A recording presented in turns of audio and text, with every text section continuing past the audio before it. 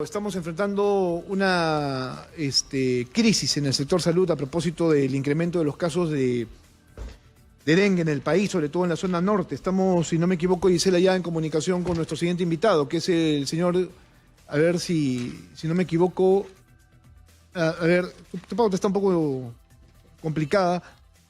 ¿Perdón?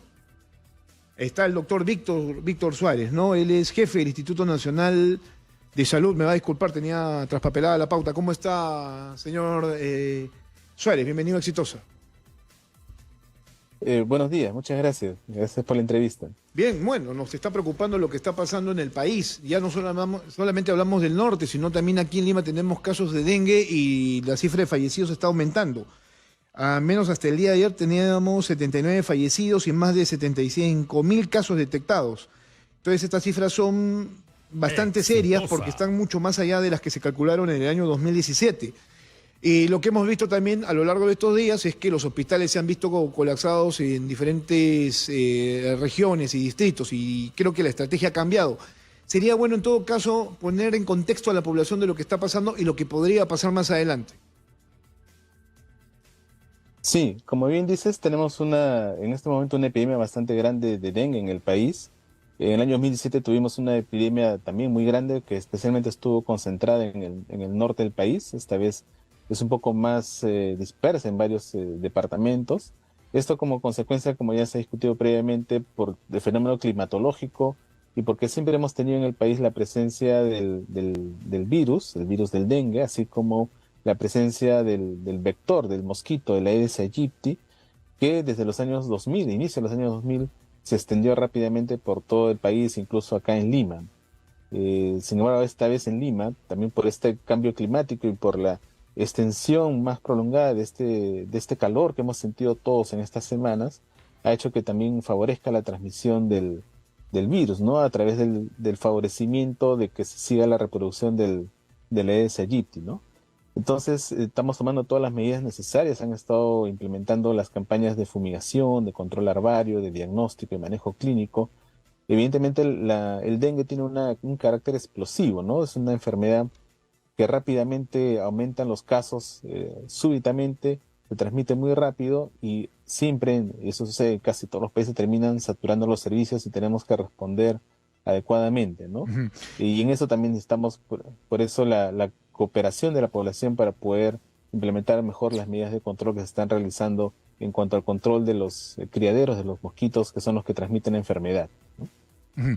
Bueno, ese es el contexto inicial. Se está desarrollando toda una estrategia. Entiendo que durante la semana se cambió la situación de emergencia, pasó de 13 regiones, ¿no? Y algunos distritos a ser ya 21 regiones. O sea, la cosa es ya de por sí bastante seria. En todo caso, la población tiene que estar informada respecto a lo que está sucediendo. Las preguntas son bastante claras. En principio, ¿esto se pudo prever? El Instituto Nacional de Salud, el Ministerio de Salud lo tenía ya mapeado en vista de que tuvimos hace muy poco tiempo un fenómeno climatológico que empezó a generar una serie de problemas, no solamente de la caída de huaicos, las lluvias intensas, el daño a la infraestructura, sino algo que ya era de por sí anunciado, que era la aparición, por ejemplo, de este tipo de enfermedades. Sí, sí, definitivamente. Nosotros tenemos un sistema de vigilancia epidemiológica y un sistema de vigilancia entomológica y también de una vigilancia de los serotipos que van circulando en el país, como Ministerio de Salud, y que nos permite ir viendo cómo es el comportamiento de las epidemias, ¿no? Y era predecible desde el fin del año pasado que había un brote de dengue que estaba incrementándose, ¿no? Y por eso desde ese momento se empezaron a tomar las medidas del caso, capacitando a los médicos para el manejo de estas situaciones, implementando las camas que eran necesarias, suministrando insumos de diagnóstico a los laboratorios, implementando las medidas de control vectorial, alertando a la población, manejando presupuesto, como se recordarán hace unos meses, un poco más de un mes, sacamos la declaratoria de emergencia para poder asignar presupuesto adicional a las regiones.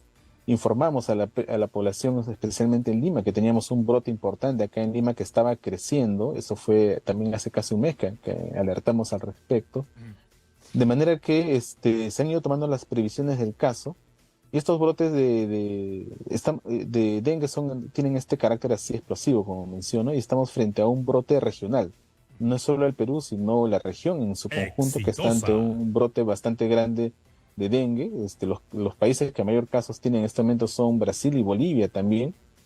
Y por el carácter del vector de estar en todas partes, en todas las casas, prácticamente podemos encontrarlo en todos los domicilios cuando encontramos algunos charcos de agua, estos inservibles que le llamamos que son las llantas, los floreros u otros, donde puede encontrar el vector agua limpia y estancada. Cuando encuentra esas condiciones, el vector se puede empezar a reproducir y extender. Entonces, eso hace que tengamos que tener un control prácticamente en todas las casas porque el vector puede ir de una casa a otra, ¿no? No es que solamente pueda volar en el interior, sino que tiene una extensión del vuelo un poco más larga y extender y visitar, por llamarlo así, a otros domicilios, a otras casas y seguir transmitiendo la enfermedad. Entonces, cuando hacemos las medidas de control vectorial, necesitamos que toda la población, toda la manzana, por decirlo así, abran sus puertas y nos ayuden a controlar.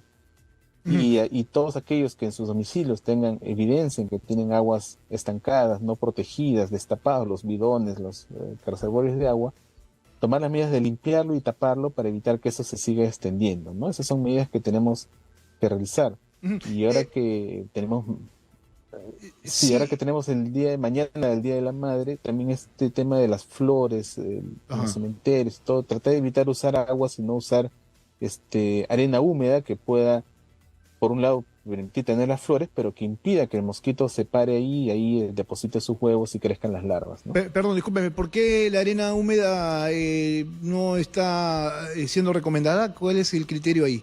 No, no, no, al revés. La arena húmeda es la mejor opción para las flores, Ah, ok. porque si yo pongo un pequeño macetero con agua, esa es agua estancada, limpia, que sirve para que el Exitosa. mosquito venga y ponga ahí sus huevos, Ujú. y luego crezca la larva y luego el mosquito adulto.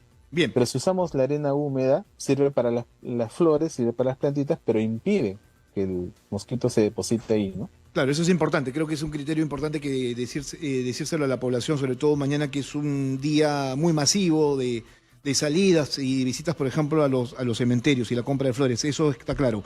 Yo me pregunto, ¿no? Sobre todo este tema del control vectorial y sobre las acciones que se van desarrollando. ¿Qué tanto compromiso tuvieron nuestras autoridades, ¿no? Tanto nacionales como subnacionales? ¿Qué tanto han contribuido, por ejemplo, a desarrollar campañas de prevención, de fumigación? Entiendo que la población se ha mostrado en algún momento reticente, por ejemplo, al ingreso de sus viviendas. Así es, las campañas de... Tenemos que entender que el control del vector tiene dos elementos, ¿no?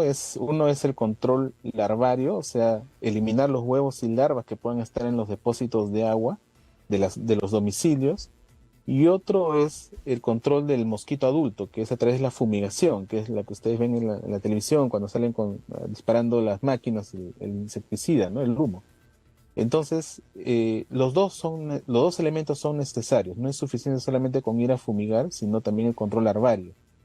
Ambos significan poder entrar a cada uno de los domicilios, significa movilizar bastante gente, movilizar bastante equipamiento para que el trabajador de salud pueda llegar a todos los domicilios y necesitamos luego que todas las casas puedan abrirnos sus puertas y favorecer el control de este mosquito. Obviamente el personal, Eso. claro, con todo este tema de seguridad a veces hay un poco de temor, ¿no? Pero Sí, todo el personal va adecuadamente identificado, con su vestimenta que lo identifica como personal de salud, con su photocheck, todo, y obviamente con los materiales que va a utilizar para el control, ¿no?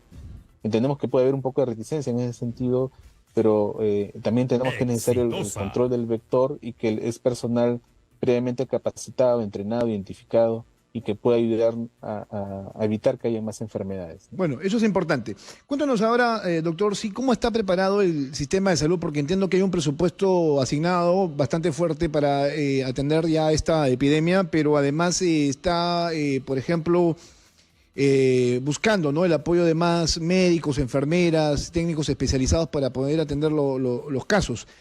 Cuando yo pregunto si el sistema de salud está preparado, eso significa de que tenemos el recurso humano para atender los casos que se vayan presentando, que esto va a alcanzar o que llegará en un momento en el cual se desborde la epidemia y no tengamos esa capacidad de respuesta que se necesita.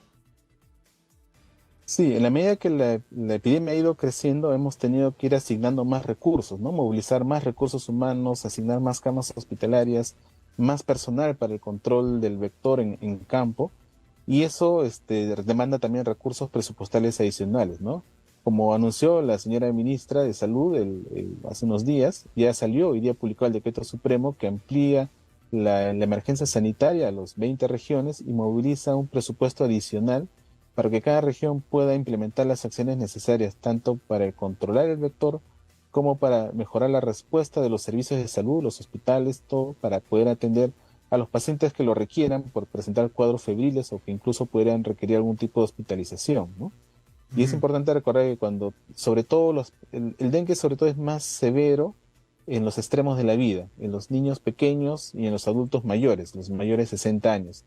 Entonces, si tenemos un niño pequeño o un adulto mayor de 60 años con fiebre y sospechamos que pueda ser dengue, hay que llevarlo al establecimiento de salud, ¿no? Porque puede haber una percepción de que el dengue es una fiebre que me va a pasar en unos Exitosa. días, lo cual sucede en la mayoría de los casos, pero en los adultos mayores y en los niños pequeños esta fiebre puede complicarse más que en los jóvenes, ¿no? Entonces, sobre todo esa población debe acudir al establecimiento de salud a ser evaluado, a hacer un seguimiento y si presenta algún signo de alarma, quedarse en observación durante unos días para evaluar que no se vaya a complicar, para poder hidratarlo adecuadamente, manejarlo bien y evitar que se complique, ¿no? Eso es importante y por eso este decreto supremo que ha salido ahora va a permitir movilizar más recursos para atender a la población. ¿Cuántos médicos más necesitamos para esta situación?